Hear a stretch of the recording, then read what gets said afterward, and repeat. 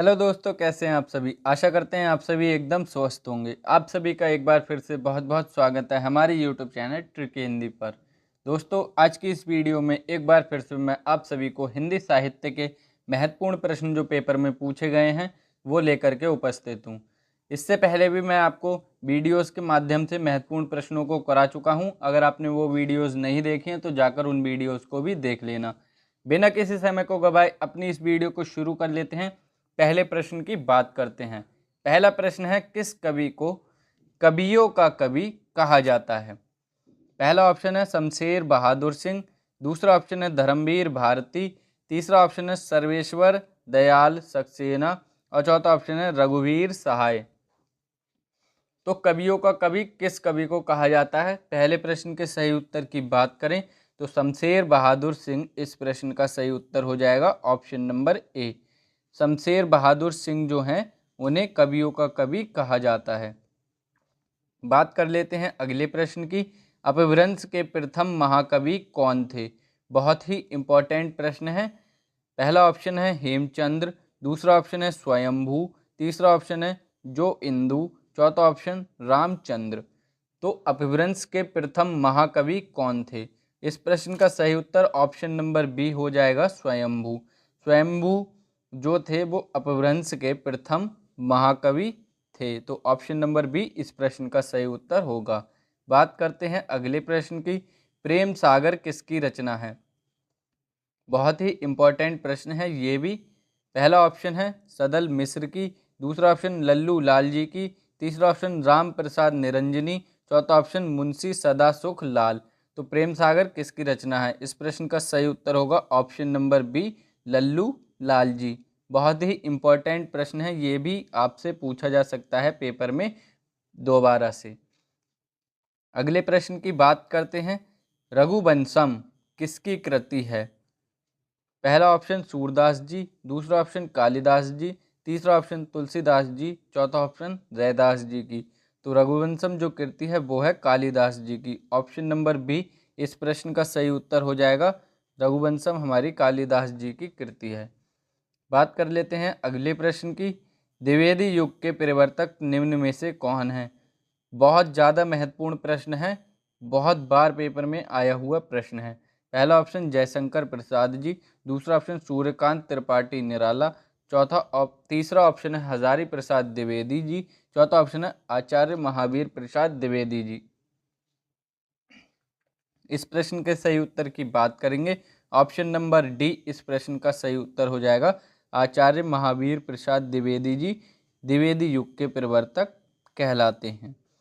अब आपको पेपर में यहाँ पे देखने के लिए लास्ट में द्विवेदी नहीं मिलेगा। जब वो ऑप्शन देंगे वहाँ पर केवल लिखा होगा आचार्य महावीर प्रसाद द्विवेदी, वो हटा देंगे और हजारी प्रसाद द्विवेदी लिख कर देंगे जो कि ऑप्शन नंबर सी में है। तो बच्चे लास्ट में द्विवेदी देखकर उनको सही लगा कर आएंगे, लेकिन वो गलत हो जाएगा। पूरा नाम ध्यान रखना है कि आचार्य महावीर प्रसाद द्विवेदी जी के द्विवेदी युग के प्रवर्तक कहलाते हैं। अगले प्रश्न की बात करें। भारतीय आत्मा किस कवि का उपनाम है। पहला ऑप्शन विद्यापति ठाकुर, दूसरा ऑप्शन भारतेंदु हरिश्चंद्र, तीसरा ऑप्शन माखन लाल चतुर्वेदी और चौथा ऑप्शन है हरिराम व्यास। तो भारतीय आत्मा ये उपनाम है हमारा माखन लाल चतुर्वेदी जी का। ऑप्शन नंबर सी इस प्रश्न का सही उत्तर हो जाएगा। भारतीय आत्मा कवि का माखन लाल चतुर्वेदी जो हैं उनका उपनाम है। बात कर लेते हैं अगले प्रश्न की। मेवाती और हाड़ौती बोलियां हिंदी में किस वर्ग की बोलियां हैं।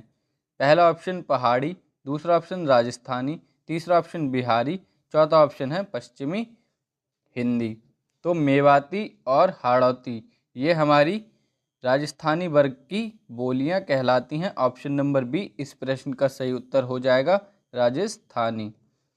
बात करते हैं अगले प्रश्न की। हिंदी का प्रथम समाचार पत्र कौन सा था।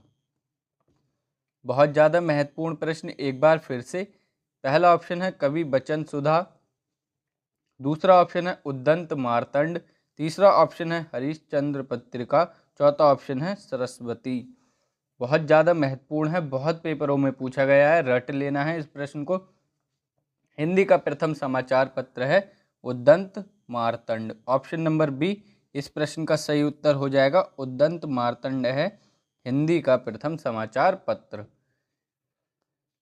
बात कर लेते हैं अगले प्रश्न की। घुमक्कड़ शास्त्र की रचना किसने की? ये प्रश्न भी कई बार पेपर में पूछा जा चुका है। पहला ऑप्शन है राहुल सांकृत्यायन, दूसरा ऑप्शन है महादेवी वर्मा, तीसरा ऑप्शन है हजारी प्रसाद द्विवेदी और चौथा ऑप्शन है प्रेमचंद जी। तो घुमक्कड़ शास्त्र ये है हमारी रचना राहुल सांकृत्यायन की। ऑप्शन नंबर ए इस प्रश्न का सही उत्तर हो जाएगा। और इनकी एक कृति जो है वो मैं पिछली वीडियो में आपको बता चुका हूँ, बोलगा से गंगा, वो भी राहुल सांकृत्यायन की है जो बहुत बार पेपर में पूछी गई है। फिर है अगला प्रश्न, कौन सी कहानी प्रेमचंद जी की नहीं है?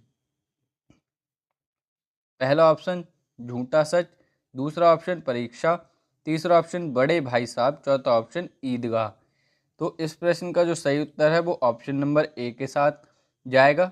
झूठा सच ये हमारी प्रेमचंद जी की कहानी नहीं है। बाकी तीन परीक्षा, बड़े भाई साहब और ईदगाह ये प्रेमचंद जी की कहानी है। अगले प्रश्न की बात करें, निम्न रचनाओं में से कौन सी भारतेंदु हरिश्चंद्र जी की नहीं है? पहला ऑप्शन है प्रेम तरंग, दूसरा ऑप्शन है प्रेम पच्चीसी, तीसरा ऑप्शन है प्रेम सरोवर, चौथा ऑप्शन है प्रेम माधुरी। तो भारतेंदु हरिश्चंद्र जी की जो यहाँ पर रचना नहीं है वो है प्रेम पच्चीसी। ऑप्शन नंबर बी इस प्रश्न के साथ सही उत्तर हो जाएगा। प्रेम पच्चीसी जो है वो है हमारी प्रेमचंद जी की रचना। बात कर लेते हैं अगले प्रश्न की। सूर्यकांत त्रिपाठी निराला की काव्य रचना निम्न में से है? पहला ऑप्शन झरना, दूसरा ऑप्शन जूही की कली, तीसरा ऑप्शन निहार, चौथा ऑप्शन गुंजन। तो सूर्यकांत त्रिपाठी निराला की काव्य रचना सबसे पहली कहलाती है जूही की कली। ऑप्शन नंबर बी इस प्रश्न का सही उत्तर हो जाएगा। यही इनकी पहली रचना भी है। इसके बाद बात करते हैं अगले प्रश्न की। महादेवी वर्मा को नीरजा के लिए कौन सा पुरस्कार प्राप्त हुआ? पहला ऑप्शन द्विवेदी पदक, दूसरा ऑप्शन ज्ञानपीठ, तीसरा ऑप्शन शेख सरिया पदक, चौथा ऑप्शन है भारत भारती। तो महादेवी वर्मा को नीरजा के लिए जो पुरस्कार प्राप्त हुआ वो है शेख सरिया पदक। ऑप्शन नंबर सी इस प्रश्न का सही उत्तर हो जाएगा, शेख सरिया। इसके बाद बात करते हैं अगले प्रश्न की। किस कवि को सोवियत लैंड नेहरू पुरस्कार से सम्मानित किया गया? ये भी बहुत ज़्यादा महत्वपूर्ण प्रश्न है। पहला ऑप्शन अज्ञेय जी को, दूसरा ऑप्शन जयशंकर प्रसाद को, तीसरा ऑप्शन नागार्जुन को, चौथा ऑप्शन सुमित्रानंदन पंत जी को।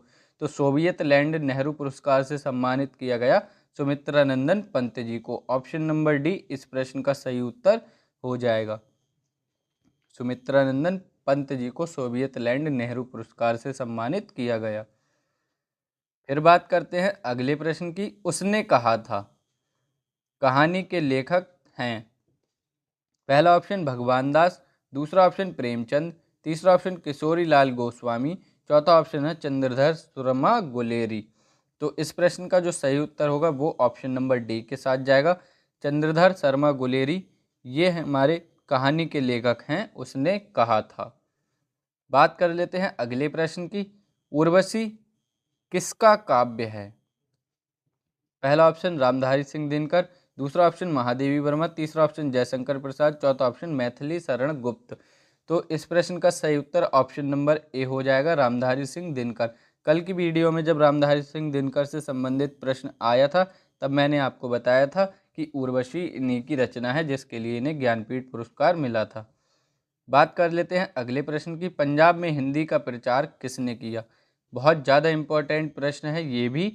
पहला ऑप्शन है सदल मिश्र, दूसरा ऑप्शन श्रद्धाराम फिल्लोरी, तीसरा ऑप्शन लल्लू लाल और चौथा ऑप्शन है राजा राम मोहन राय।